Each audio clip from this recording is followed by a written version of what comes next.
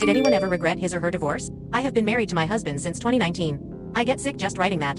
I met him when I was 14, and he was 49. I grew up in a bad family situation, one of 9 kids. Homeschooled on a rural farm, ultra-conservative Reformed Presbyterian cult. Abusive father who $ted me, and looking back the situation was ripe. I didn't have a single friend. I was desperately lonely. The abuse was ongoing, and finally someone gave me attention. When I was 15 he told me he loved me. At 16 he was already calling me his wife.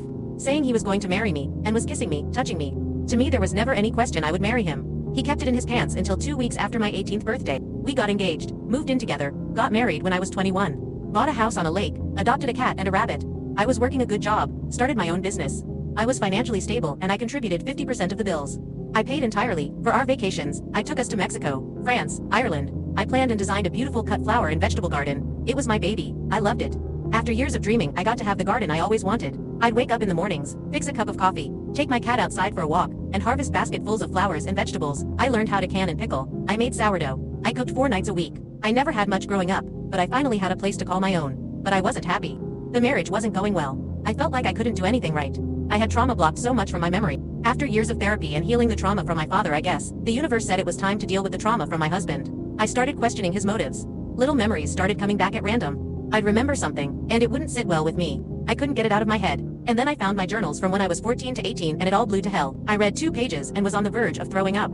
I couldn't stop reading. My body started shaking and didn't stop for 48 hours. I kept running to the bathroom, dry heaving. I couldn't look him in the face. That night we had a 2-hour argument. I stood up to him. I called him I said, he took advantage of me. He threatened to kill himself if I left. I left the next morning with just some clothes in a backpack. He stalked me the next day. I could have run away, but I wasn't done yet. I was angry. I confronted him again. He kept defending himself. He loved me. He knew I had a bad family. He wanted to give me a better life. I was a child, I kept saying. I didn't see you as a child, he said. And that was all I needed to hear. I got in my car and drove away. He went psycho on me, changed the locks on my own house, accused me of cheating, abandoning him. Said he had canceled my phone and car insurance. I got a protection order, and I had to break into my house to get my belongings and my kitty. I haven't looked back. I don't miss him. I just miss the life I had.